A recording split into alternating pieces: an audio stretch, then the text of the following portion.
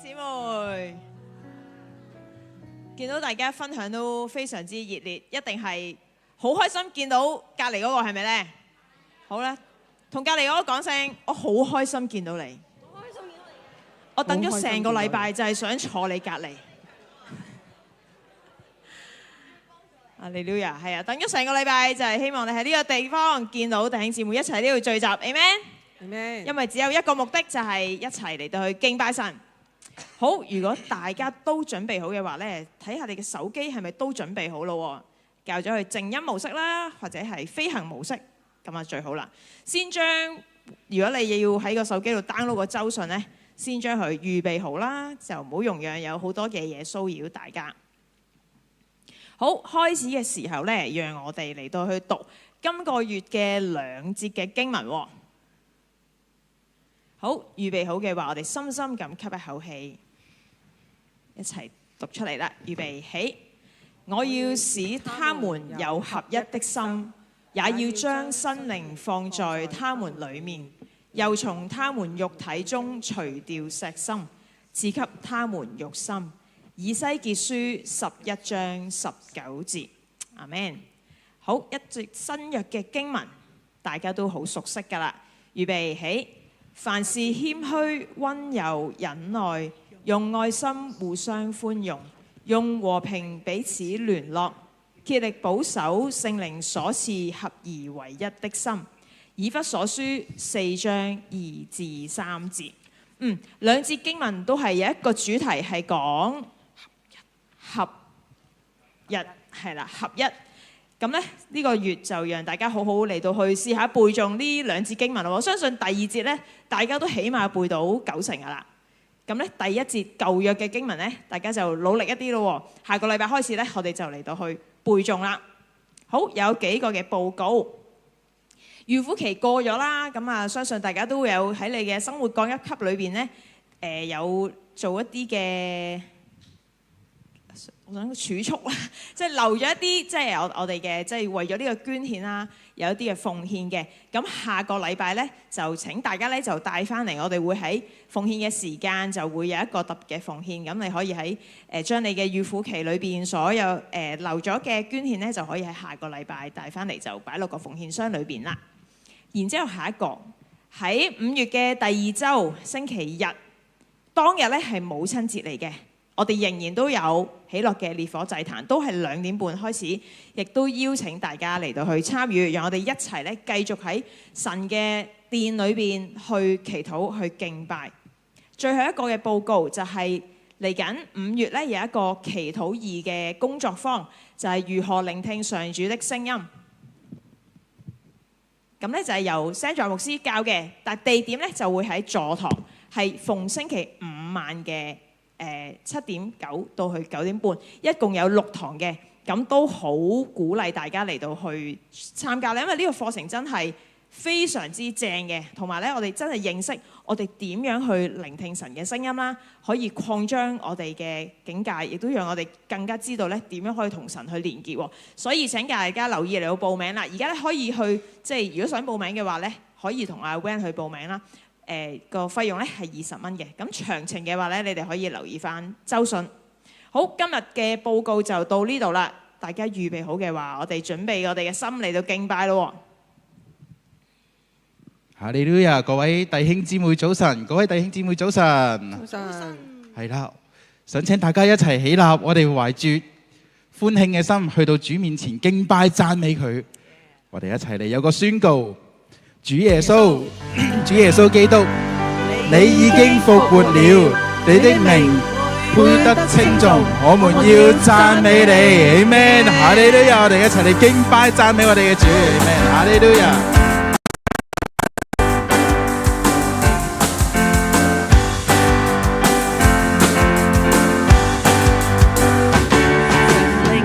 負上一切，棄尊貴配聖名。3天以後沒有黑暗，以真理來照亮。為我肯犧牲，使我困惱變釋放。我願頌揚耶和華，直到地老天荒。我要歌聲響四方，來頌讚在你名字，就是基督獻卑降世，十架釘死只為我罪。我要高舉這救恩，來述說着你名字，但願歌聲中一切美善全屬你。神靈願付上一切，棄尊貴配性命，3天以後沒有黑暗，以真理來照亮，為我肯犧牲使我困老別釋放。我願頌揚耶和華，直到地老天荒。我要歌聲響四方，來頌讚在你名字，就是基督獻卑降世，十架釘死只為我罪。我要高舉這救恩，來述說着你名字，但願歌聲中一切美善全屬你。我要歌聲響四方，來頌讚着你名字，就是基督獻卑降世，十架釘死只為我罪。我要高舉這救恩，來述說着你名字，但願歌聲中一切美善全屬你。親愛主啊，你配得稱頌嘅主，我哋嚟高歌讚美你啊！你嘅名字係何其嘅美，你嘅復活，你嘅大能，你嘅寶血使我們得以潔淨，讓我哋重得新生命。我哋一齊嚟高歌讚美我哋嘅主，我哋要開口，我哋開口向主敬拜禱告。哈利路亞！主多謝你，你位高得嘅主。主啊，我哋要感謝你，你係我哋嘅一生嘅依靠，喺我哋得時不得時，你都係與我哋同在嘅。我哋要去讚美高舉你嘅名，直到永遠。Amen。主耶穌，讚美你道成肉身降臨人間，讚美你捨身救贖，勝過黑暗與死亡。我哋要感謝讚美你嘅愛。Amen。聽我主啊，你係復活嘅主，你係大能嘅主，你嘅寶血洗淨我哋嘅罪，叫我哋罪得赦免，讓我哋得新生命。你嘅名配得我哋讚美你，哈利路亞 ，Amen， 哈利路亞 ，Amen。天海闊，歌聲都達到，你的恩典使我永遠也宣告，無論到地老到天荒都聽到。天空海闊，歌聲都達到，你的恩典使我永遠也宣告，無論到地老到天空都聽到。天空海闊，歌聲都達到，你的恩典使我永遠也宣告，無論到地老到天空都聽到。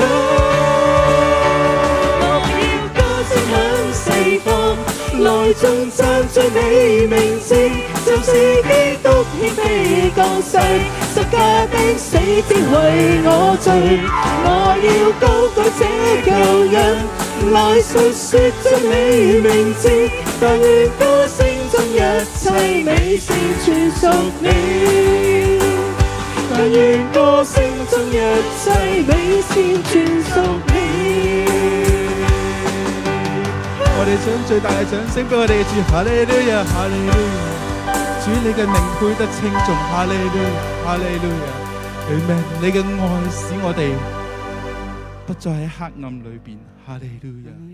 係啊，主你帶領我哋，你率領我哋嘅人生。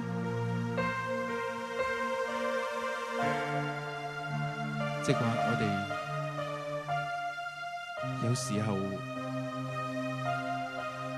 會迷茫，有時候會走迷咗路，但係主你從未有離棄過我哋。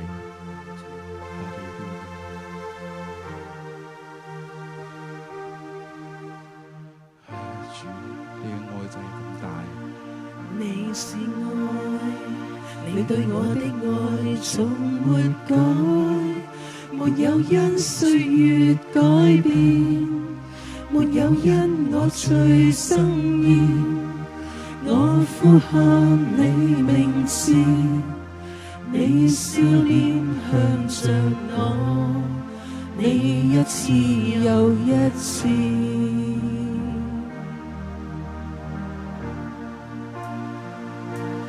你是愛，你對我的愛從沒改，就算今我又失信，但你的信實不變。我呼喊你名字，你笑臉向着我，你一次又一次。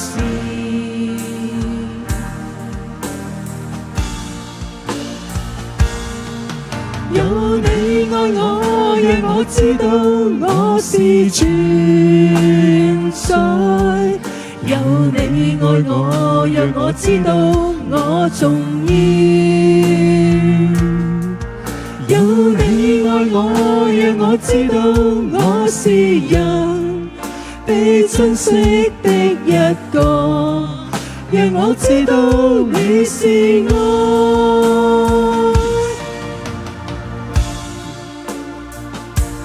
你是愛，你對我的愛從沒改，沒有因歲月改變，沒有因我最生厭。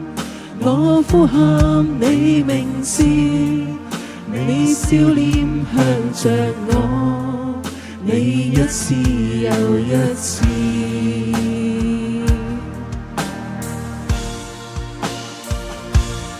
你是愛，你對我的愛從沒改，就算今我又失信，但你的信實不變。我呼喊你名字，你笑臉向着我，你一次又一次。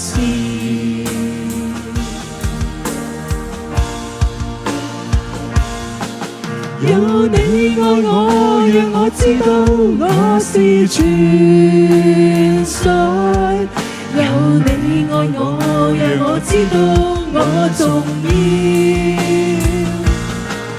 有你愛我，讓我知道我是人被珍惜的一個，讓我知道你是愛。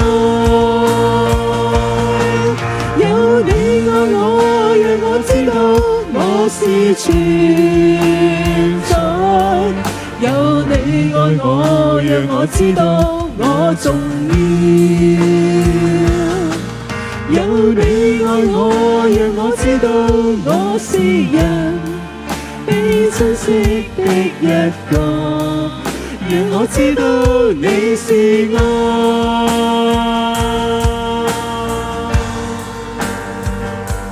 主，你就係如此咁樣靠近我哋，你就係如此咁樣去揾我哋翻嚟，叫我哋嘅生命得以復興。原本我哋係永死嘅生命，但因着你，我哋嘅罪得潔淨，我哋復活得生。主，你嘅名係配得我哋稱頌。哈利路亞！呢一刻，仲讓我哋用靈歌、用頌詞、用方言，向我哋嘅主傾心吐意，願神嘅靈喺我哋當中運行。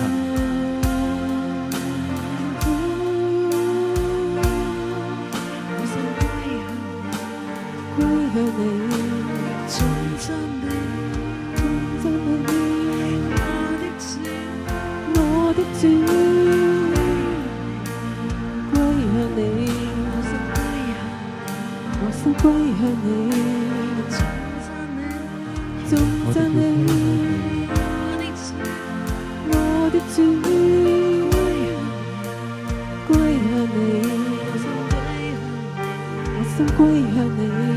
頌讚你，頌讚你，我的主。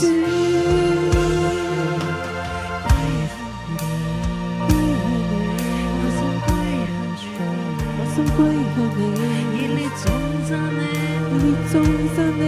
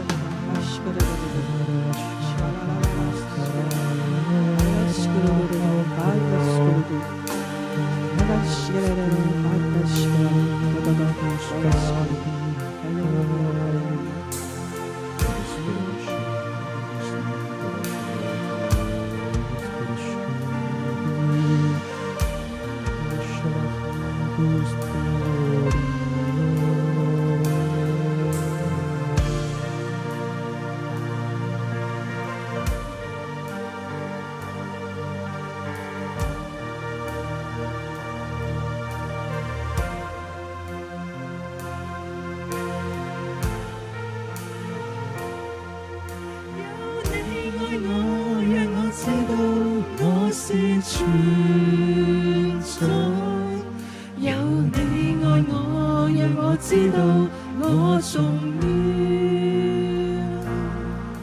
有你愛我，讓我知道我是人，被珍惜的一個，讓我知道你是我。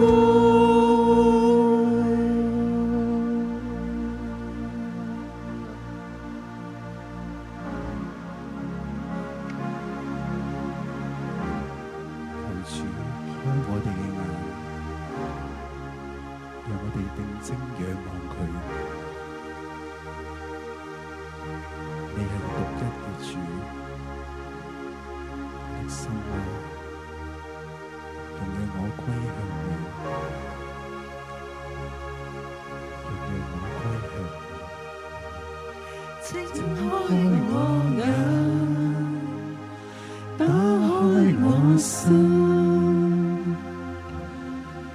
明白你有多麼深愛我，請釋放我去我前裏，能讓我再有力榮耀你，請改變我，謙卑我心，明白我有多麼需要你，心緊靠你，進你懷內，容讓我永貼跟隨着你，你為我的身受死，抹去我的污穢，你是我神，是我王，我心欣慰，我為你張開我口，向世界高聲唱，竭力讚揚，願永存你大愛，請改變我，謙卑我心，明白我有多麼需要你，心緊靠你，進你懷內，容讓我永貼跟隨着你，你為我的身受死，抹去我的污穢，你是我神，是我王，我心欣慰，我為你張開我口，向向世界高聲唱，竭力頌揚，願永存你大愛。你為我釘傷受死，抹去我的污穢。你是我神，是我王，我心欣慰。我為你張開我口，向世界高聲唱，竭力讚揚，願永存你大愛。我為你舉起兩手，永遠高舉你，讚頌我神，頌我王，我心所愛。我為你傾出我心，撇棄世間貪愛，放下軟弱，願虔誠作活祭。你是我神，你是我王，到永遠，永頌我神，竭力讚揚，敬拜你。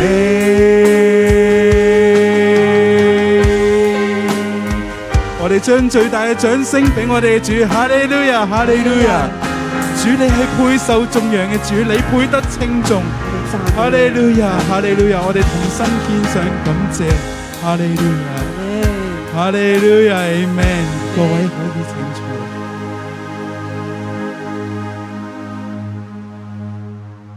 敬拜高峰係生命嘅呈獻，跟住一息間呢，我哋會唱起詩歌，大家可以咧稍作預備咧，然後由中間嘅通道喺兩邊嘅奉獻箱嗰度作奉獻嘅。大家準備好未？願神嘅靈繼續感動我哋。Amen， 哈利路亞 ，Amen。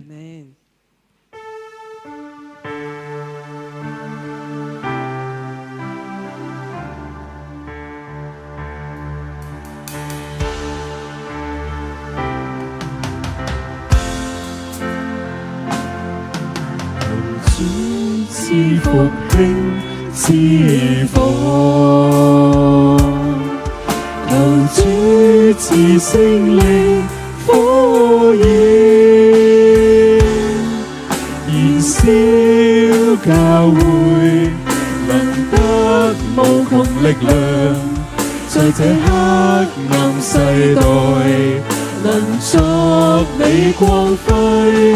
溶解冷漠，重點愛你的心，盼主賜下復興之火。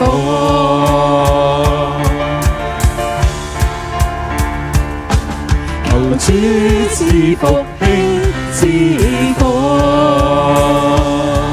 求主賜聖靈火焰，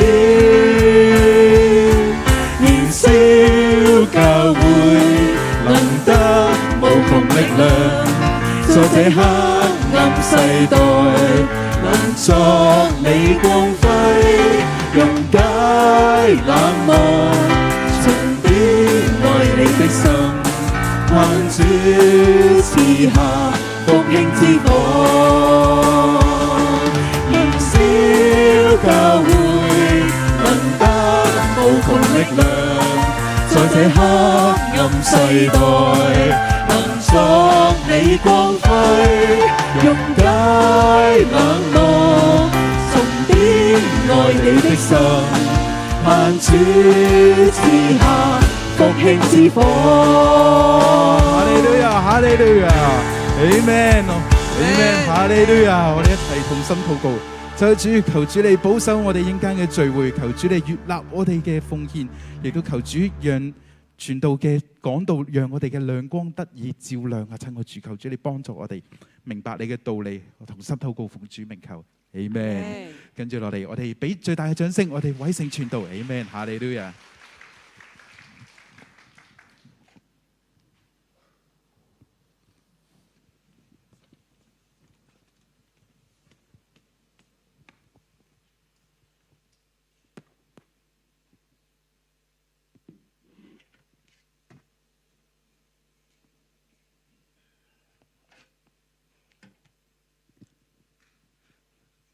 各位弟兄姊妹早晨，好高興喺大當中又再一次分享上帝嘅説話，讓上帝嘅説話成為我哋生命裏邊嘅幫助，又成為我哋信仰裏邊呢一種咧好大嘅力量。因為我相信上帝嘅説話呢係會改變生命嘅。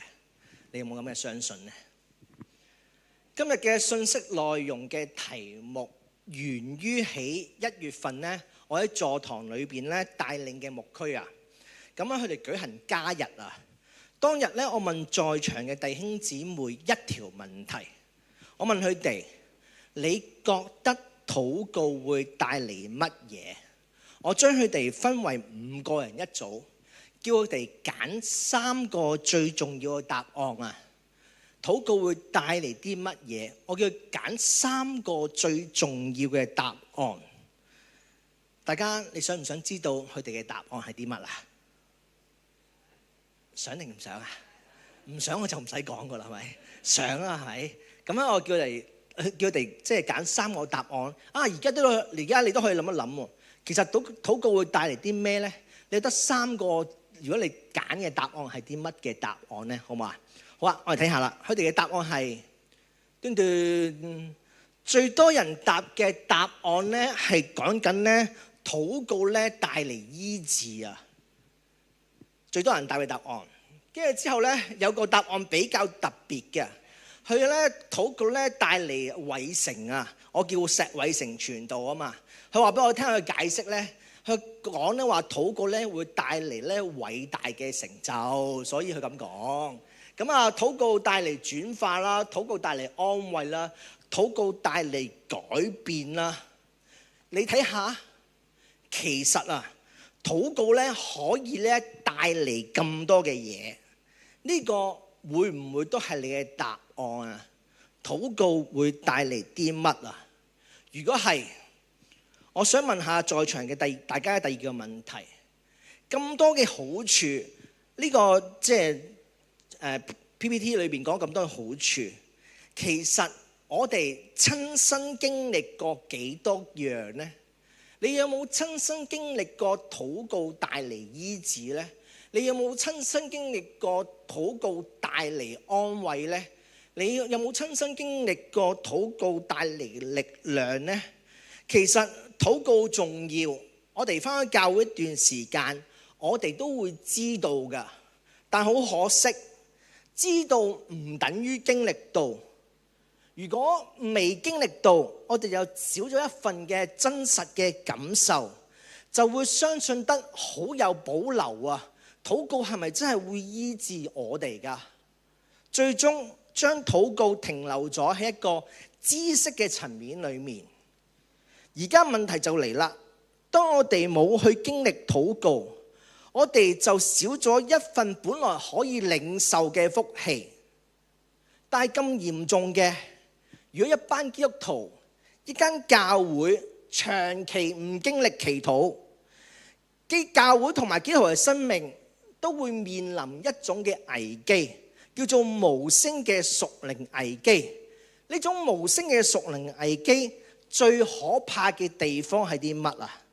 就係唔會即刻爆發嘅，唔會喺家事報告聽到嘅，卻係咧每日喺度發生嘅，係慢慢嘅靜靜啊去侵蝕緊我哋，直到有一日我哋發現嘅時間，火已經熄咗啦，心靈只剩下灰燼。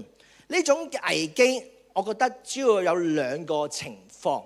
第一個情況，因為我哋冇心追求信仰，信仰只係剩低喺係習慣，外邊睇落嚟好似好正常。我哋返教會、返崇拜、返小組一樣有返，服侍一樣有做，所有嘅嘢都井井有條，甚至俾人覺得你都做得唔錯，好好。但係個心其實冇真正投入，心靈卻缺席，唔知去咗邊，只係做緊一個又一個基督徒代辦嘅事項 to do list， 完成呢功課就算啦。但係內心裏面其實係好攰、好孤單、好焦慮，信仰唔再係依靠啦，反而變成咗係完成嘅義務。以前嗰份喺服侍裏邊期待遇見神嘅心情，慢慢俾責任感取代咗啦。同神嘅關係開咗自動嘅模式，照做，但係冇真實嘅同神相遇觸動。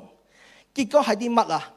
信仰得個外殼，失去火熱、力量同埋愛。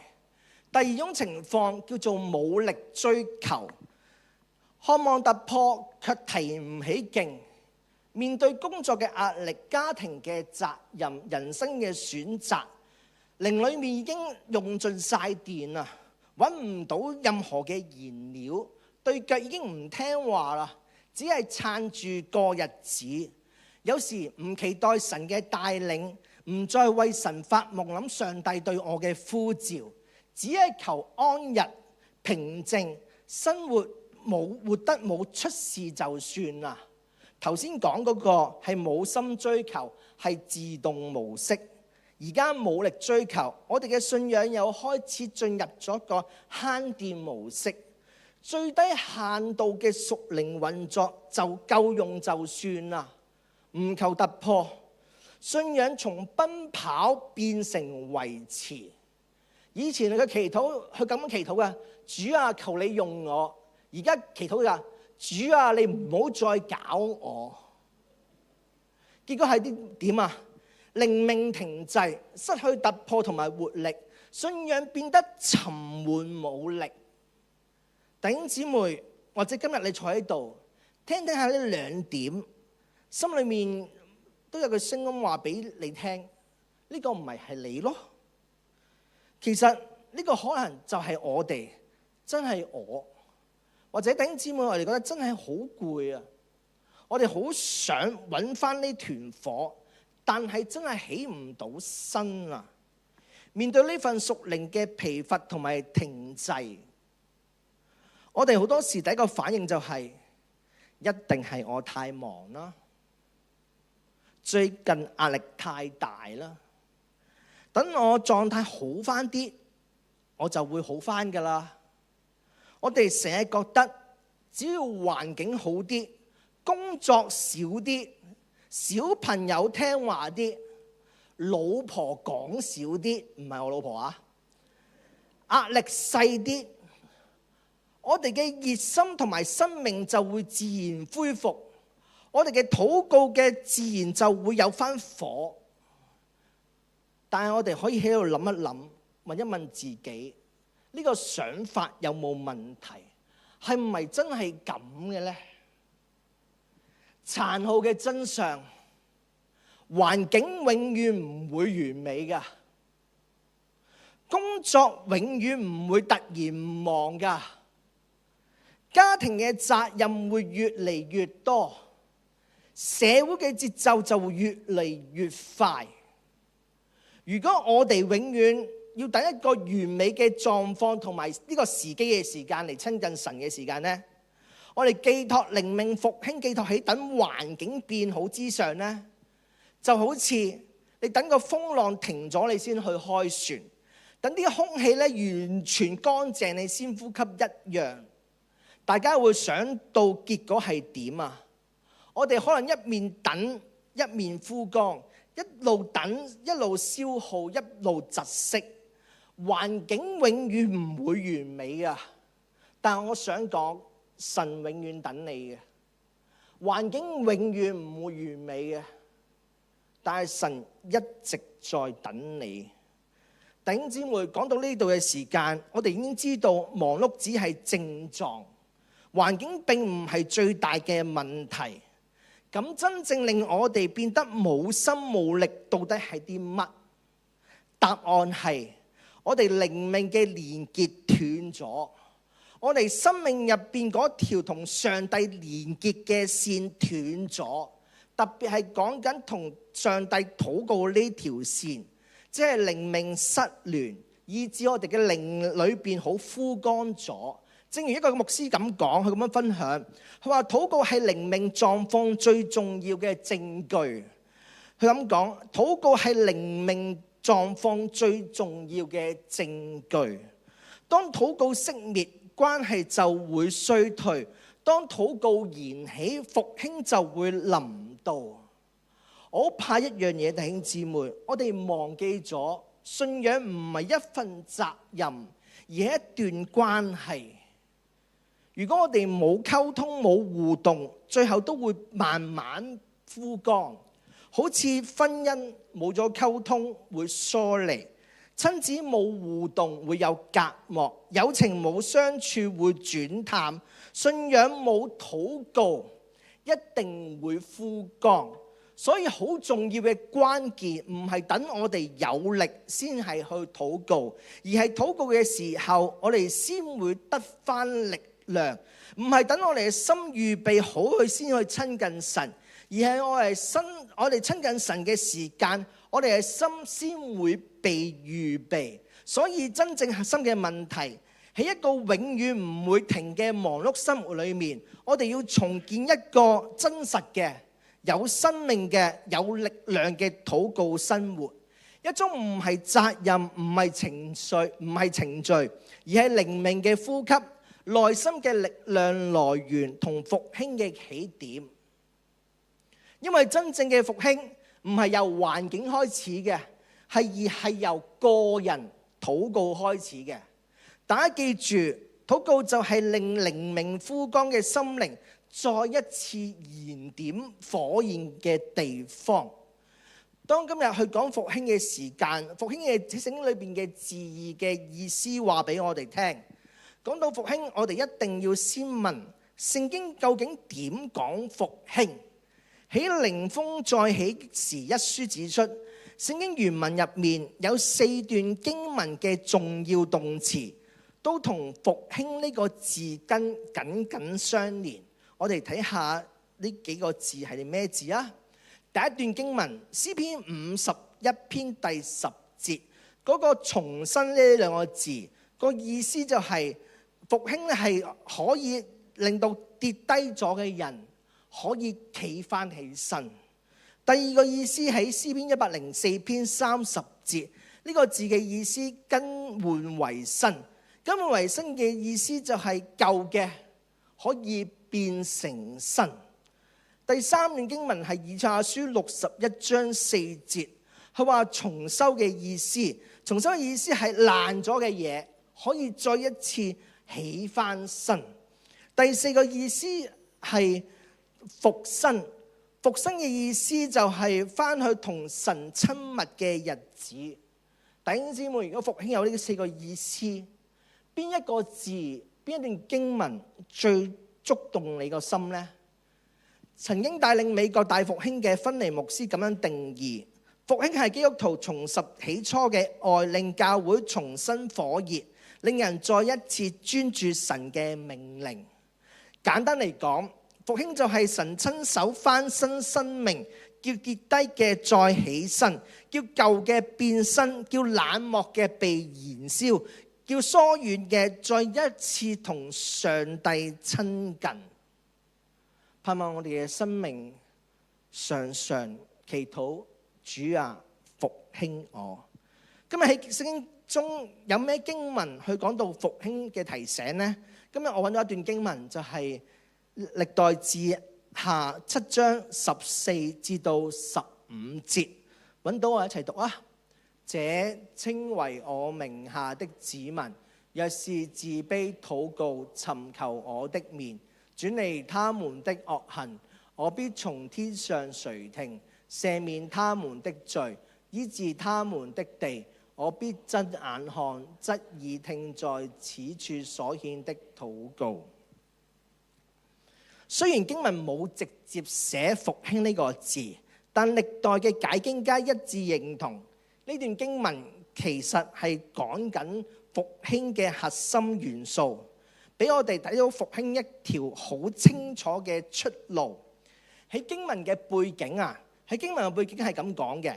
喺經文嘅上文咧，係所羅門王完成呢個獻聖殿跟住禱告嘅時間。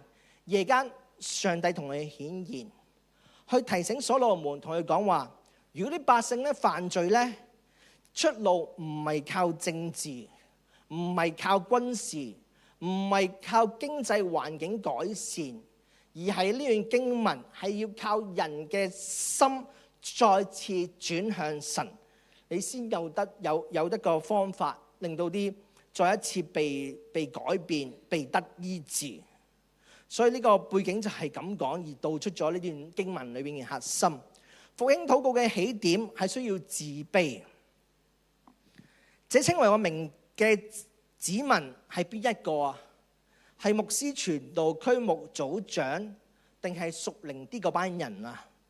唔係，聖經裏邊講嗰個係你同埋係我，係每一個坐喺度嘅相信耶穌嘅人。換句話講，復興唔係靠少數領袖去推動嘅，而係靠全體子民你同我一齊祈禱啊！復興關鍵嘅人物就係你同埋我。復興禱告嘅起點就係自卑。聖經入面講嘅自卑並唔係心理學入邊講嘅裏邊講缺乏自信啊，看低自己嘅自卑感。聖經嘅自卑原文嘅意思係自願屈膝放下自己，承認神係主，即係心裏面承認神啊，我唔得，我需要你嘅弟兄姊妹。因為復興唔會係由人嘅驕傲開始，反而係由人嘅謙卑禱告而去爆發嘅。因為復興係要讓神嘅工作彰顯，唔可以有自我嘅成分。我認為人生咧有三大嘅驕傲罪根。第一個，人其實係好自私嘅，人嘅罪根係好自私嘅，自我利益為中心嘅，唔理神嘅旨意嘅。一個人未相信神嘅人嘅咧，就會自私。第二樣，佢會自大嘅，高舉自己，驕傲自滿，睇低人嘅，呢個就係人性。第三，佢自義，覺得自己得，靠自己行為，唔需要上帝嘅恩典。自我中心係阻礙神嘅作為，拉開咗我哋同神嘅距離。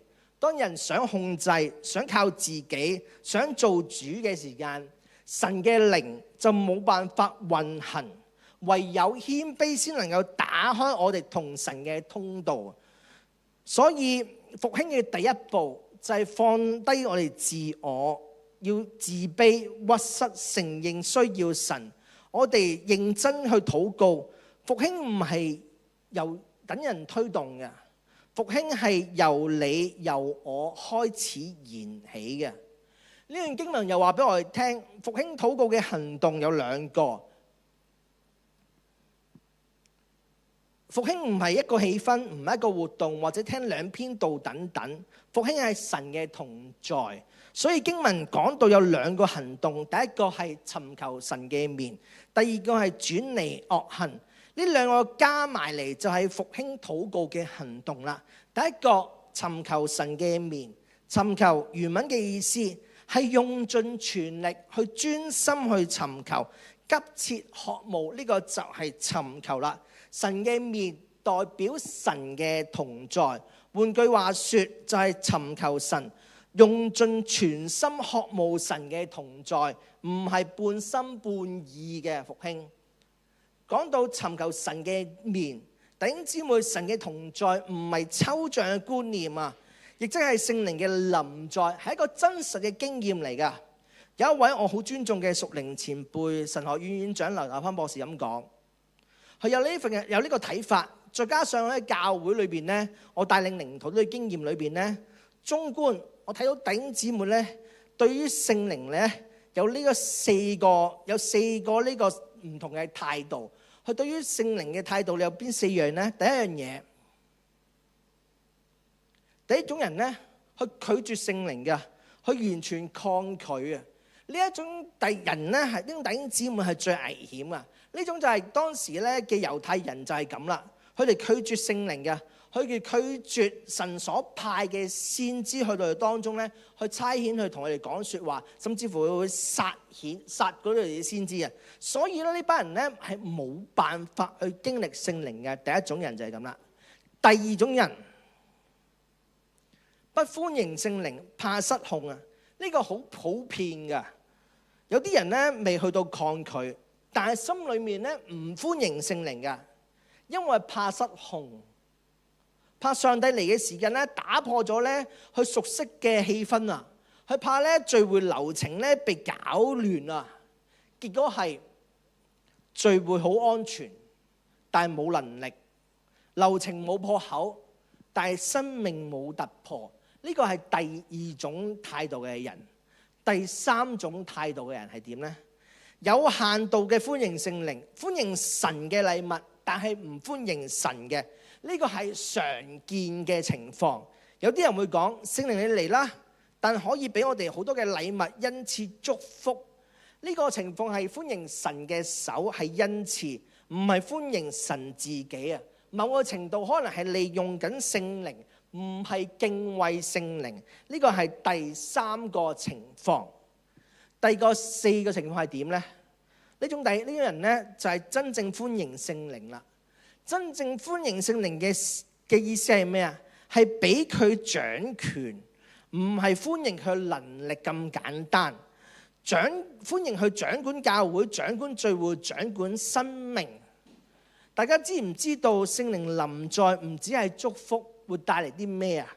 喺《使徒行傳》裏邊咧，喺第5章裏邊都會帶嚟聖潔嘅班群體。亞拿尼亞同撒非拉啊，欺哄聖靈嘅時間咧，結果會點啊？死咗。所以聖靈臨在嘅時間咧，人咧係會追求聖潔嘅。跟住之後，《使徒行傳》13章話俾我哋知咧，聖靈臨在嘅時間咧，啲人咧就好願意咧被差遣咧去到咧傳福音嘅。喺《使徒行傳》13章咧，安提亞教會嘅時間咧，聖靈差派保羅同巴拿巴出去，大家好願意出去一個地方去傳福音嘅。所以聖靈臨在不單止安慰、醫治同埋能力，佢嚟係要掌權啊，要成就神嘅心意。弟兄姊妹，呢4種你係邊一種啊？你係抗拒聖靈嘅，你係唔歡迎聖靈嘅，你係有限度歡迎聖靈啊？定係真正歡迎聖靈啊？但願我哋教會係真正歡迎聖靈，俾聖靈掌管嘅教會。第二點係轉離惡行嘅。當聖靈作王嘅時間，佢一定會做其中一個事，就係光照罪。人會悔改，會好似經文講，尋求佢嘅面，會轉離佢嘅惡行。惡行原文惡行呢個字有2個意思。惡即係任何唔討神嘅喜悅，唔一定係大罪啊，可能係隱藏嘅事情，可能係一啲色情啊、說謊啊、嫉妒啊、虛假、愛世界、埋怨等等嘅惡行。聖靈臨到嘅時間，你都會好憎恨佢啊！恨即係生活習慣，可能你唔係偶然嘅咧，係一個長期都唔能夠脫離嘅習慣。但係因為聖靈嘅臨在，生命被復興嘅時間，你可以生命徹底被改變。復興要臨到嘅時間，我哋對罪只能一個態度，就係斬草除根，斬草除根。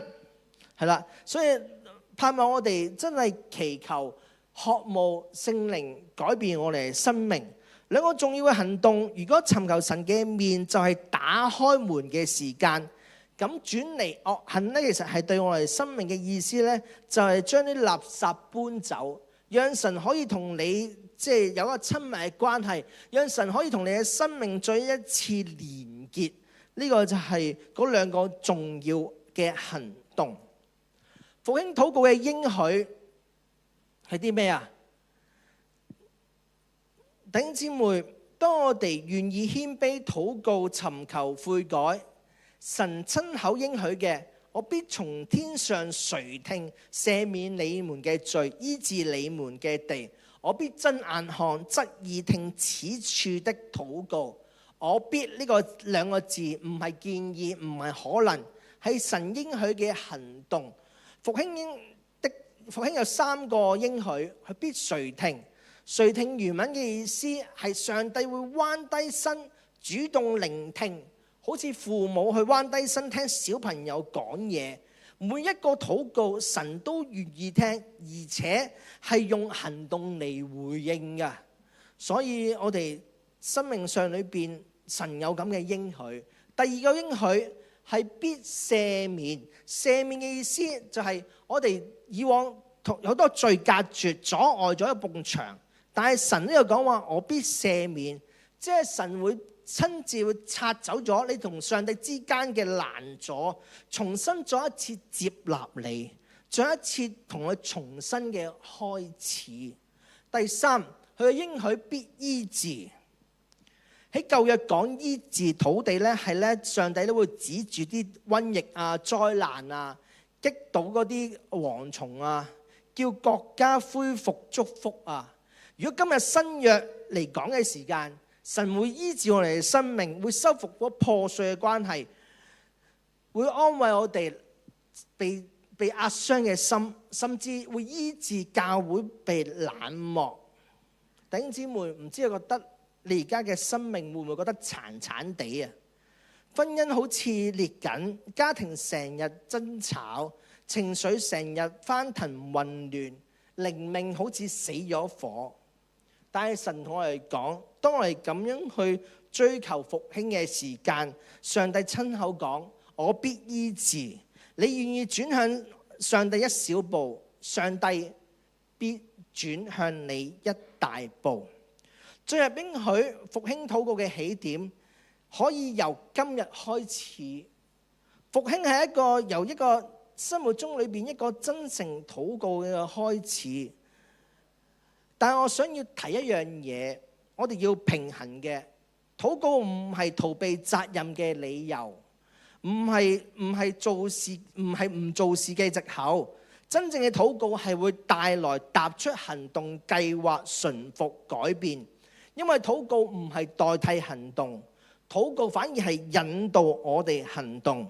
我哋可以從三方面嘅層面逐步去建立禱告嘅生活。個人嘅層面，你可以從應該禱告變為愛禱告。有冇固定禱告嘅習慣？每日早晨或者睡前俾上帝5分鐘啦，唔係交數嘅，係同上帝見面，同佢祈禱。另一方面可以隨時多方祈禱啊，搭車行路工作小休，心中同上帝傾下偈啊，講兩句說話，上帝幫一幫我啊，甚至乎唔使合埋眼嘅，甚至乎唔使低頭嘅，只需要你心向住你嘅上帝。主啊主啊主啊，我唔掂，咁就係同上帝建立緊關係。亦都喺個人層面裏面禁食祈禱啊，定期操練啦，唔係為咗減肥，而係為咗專心去尋求上帝。喺家庭層面學習祈禱啊，將禱告帶翻屋企啊。家庭禱告，睡前一家人圍埋啦，每人講幾個代禱事項，簡單祈禱，唔使長嘅，最重要係有啊。夫婦一齊祈禱啊，每日即係夜晚，夫婦同心祈禱啊。咁我之前都有嘅，因為咧即係生咗小朋友之後，好忙嘅時間都冇同太太即係一齊祈禱啦。但係1月份開始悔改咗，我持續咗幾個月都係繼續同太太喺呢個即係臨瞓前祈禱啦。加上咧去預備講章嘅時間咧，發現咗咧有研究顯示啊，夫婦一齊祈禱咧，能夠增進彼此嘅親密感，減少衝突，令婚姻更加堅固啊。所以係咪更加需要祈禱啊？夫婦係咪？所以我哋相信祈禱咧係可以改變好多嘅嘢嘅。群體層面唔再單打獨鬥啊，小組嘅時間我哋需要祈禱啊。除咗查經之外啊，喺小組裏邊，我好鼓勵弟兄姊妹咧係留一段時間咧去祈禱啊。唔好因為咧常常都因為呢個情況㗎，唔夠時間啦，我哋翻屋企祈啦。我覺得有陣時咧，我哋嘅小組好多時會停留於喺度咧，好似咧係為咗知識嘅層面查經嗰度知識嘅。我話呢樣唔係唔重要啊，但係我覺得需要刻意留啲時間一齊祈禱啊，或者甚至乎定期為定期為同啲弟兄姊妹組成一個祈禱嘅即係小組啊。咁盼望我哋禱告係生命更加成熟，更多嘅操練。禱告能夠誕生一個宗派，禱告能夠誕生一個宗派。喺1906年裏邊，美國洛杉磯有一位黑人牧師叫做威廉西摩。當時佢處於種族歧視嚴重嘅時間，但佢心入面只對聖靈渴慕。最初佢只係喺信徒屋企傳講聖靈充滿嘅信息，點知聚會入面聖靈真係臨到，人開始經歷醫治、講方言，啲人真係徹底悔改。後嚟佢租咗亞蘇撒街312號一間殘舊嘅禮拜堂，嗰度冇華麗嘅裝修，只有渴慕嘅心。佢哋一日開3場聚會，一個星期7日冇間斷，足足持續咗3年。3年，你諗下，3年嘅日子，3年嘅主日崇拜，你都可能有時會缺席，但佢哋係每日3場，持續3年，從未間斷。喺呢3年入邊，日日都有人流淚祈禱，聖靈嘅火越燒越旺，吸引咗全世界唔同種族嘅、唔同背景嘅信徒慕名而來，去嗰個聚會，將嗰團火帶翻去自己嘅國家。呢個禱告嘅浪潮延伸全美。喺1914年，一群領受咗呢份靈火嘅牧者聚集，正式創立咗一個宗派。大家知唔知呢個宗派叫咩名啊？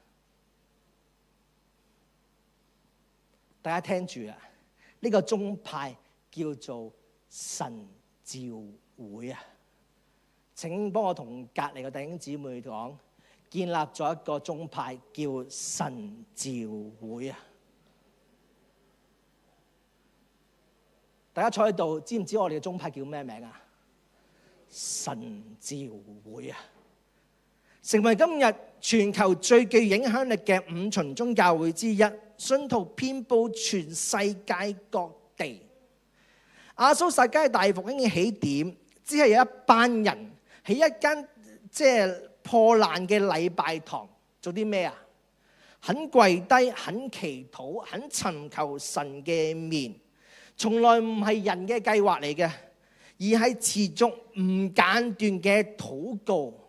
禱告打開咗天門，聖靈曉顧帶嚟醫治、方言同埋火熱嘅敬拜。呢份熱誠最終催生咗一個全新嘅屬靈嘅運動。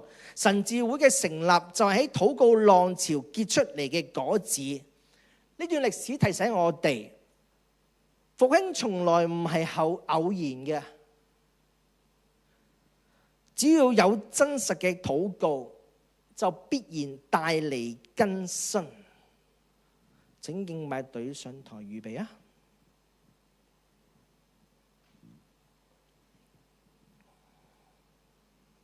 弟兄姊妹，講到呢度嘅時間，我想大家停一停，去諗一諗。我哋今日坐喺呢度係粉嶺神召會，我哋係邊個啊？我哋係亞蘇撒街嗰班人嘅屬靈後代，係一班願意為神跪下嘅人嘅後代。作為神召會嘅一份子，我哋一定要傳承呢份尊貴嘅屬靈遺產。我哋稱之為神召會 DNA， 就係火熱禱告，渴慕聖靈充滿。弟兄姊妹，今日擺喺你面前嘅有2條路。第一條路就係我哋繼續冇心冇力，如常返教會侍奉，繼續維持外表，但裡面嘅火慢慢就會熄滅。第二條路就係我哋翻去起點，由謙卑由跪低開始，由呢一刻開始，同神禱告講我願意。而落嚟有段時間，又可以合埋你嘅眼睛，聽聽敬拜隊唱呢首詩歌，睇下上帝有咩說話同你講啦。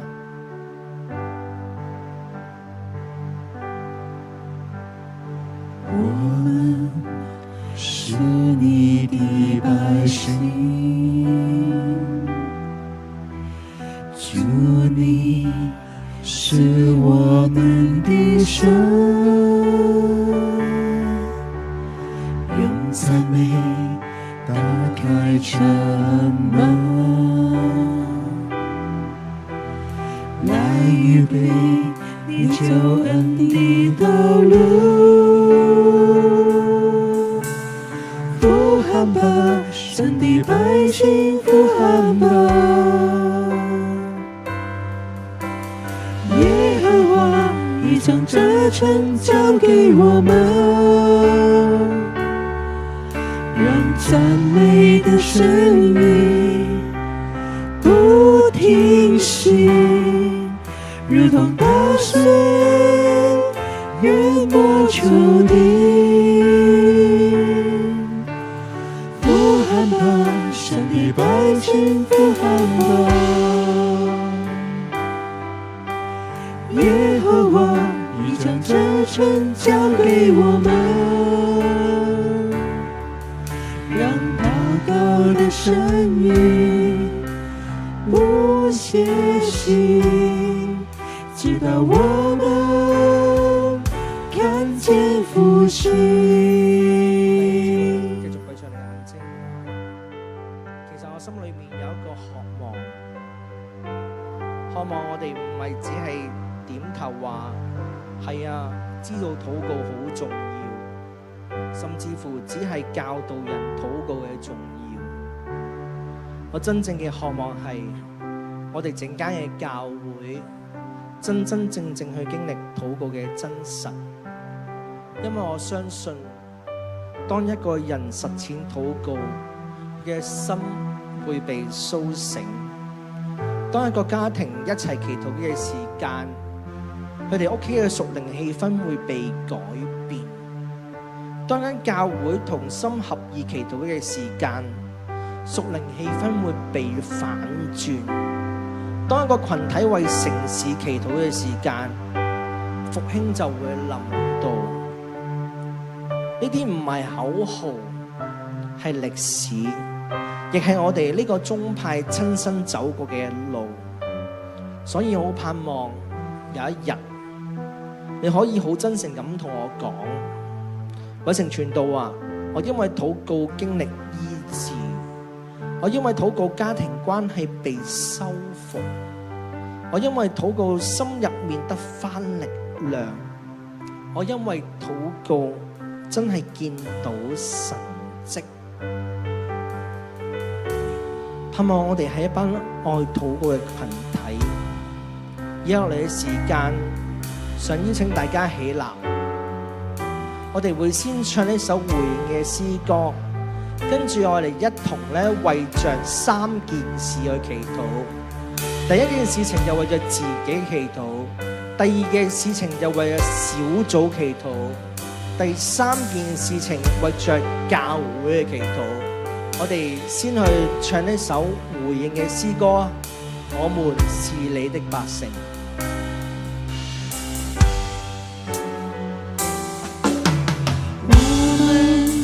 是你的百姓，主你是我們的神，用讚美打開城門，來預備你救恩的道路。呼喊吧，神的百姓，呼喊吧！耶和華已將這城交給我們，讓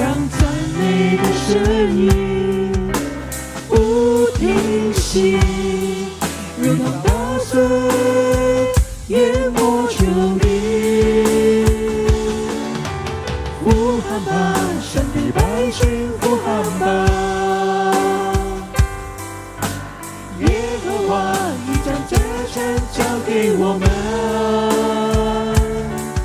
让祷告的声音不歇息，直到我们看见复兴。呼喊吧，神的百姓，呼喊吧，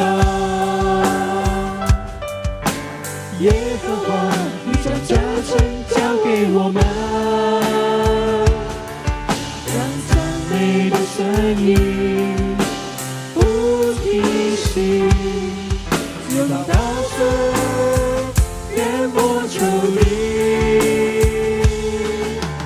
呼喊吧，神的百姓，呼喊吧，耶和华，你将这城交给我们，让祷告的声音不停息，直到我们看见复興。我哋一齊為自己祈禱，為自己個靈性被甦醒祈禱，為自己生命復興祈禱。我哋嘅方式就係我哋一齊數1、2、3，跟住我哋一齊嗌3聲主啊主啊主啊！我哋又開聲為自己祈禱好唔好啊？好，我哋1、2、3，主啊主啊主啊！天父嚟咗我哋自己嘅祈禱，主求你復興我哋嘅生命，叫我哋常常喺你禱告裏邊，主幫助我哋生命常常連於你，幫助我哋祈禱，求你復興我哋生命，叫復興常常喺裏邊，主幫助我哋與我同在，賜福我哋生命常常喺你裏邊更新，渴慕叫我哋自卑喺你面前，承認自己軟弱，需要渴慕更多神你自己嘅工作喺裏邊。多謝你啊主！第二件事情係為着小組同組長祈禱好唔好啊？求天父幫助我哋整個群體裏邊有愛同埋真理，為你嘅組長祈禱好唔好啊？為着你嘅小組氣氛祈禱好唔好啊？求聖靈充滿你哋嘅小組，讓你哋嘅小組係成為一個彼此相愛嘅小組好嘛？我一齊開聲祈禱。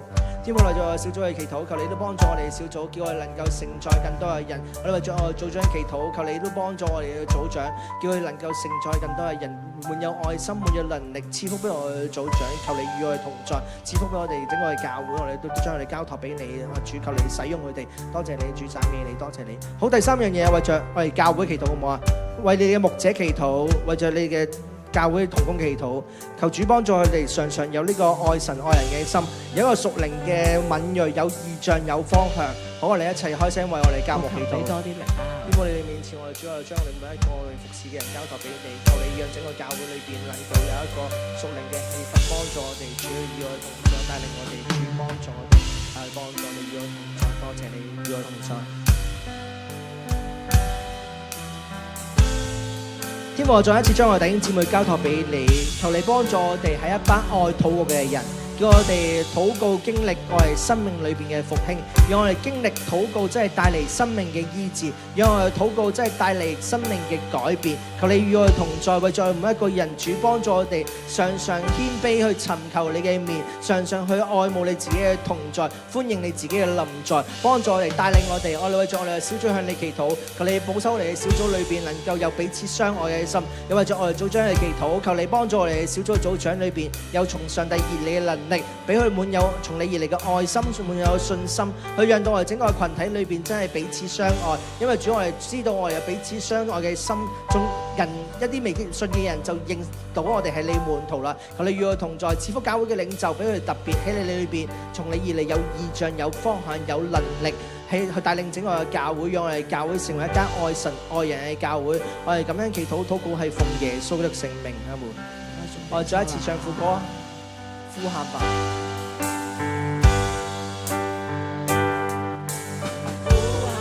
神的百姓呼喊吧，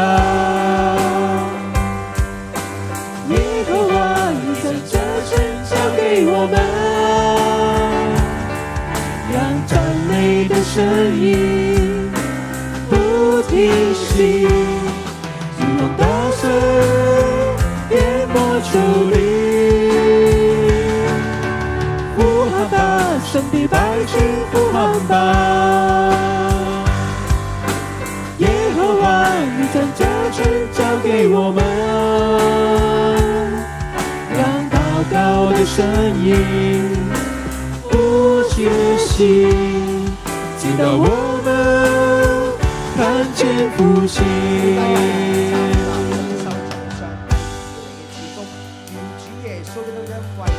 上帝嘅慈愛、聖靈嘅感動，常與我哋同在，從今時直到永永遠遠。我一齊講阿門。請坐低嘅時間同左右個弟兄姊妹講，我哋要祈禱啊！要祈禱啊！今日嘅崇拜到呢度，下星期再見。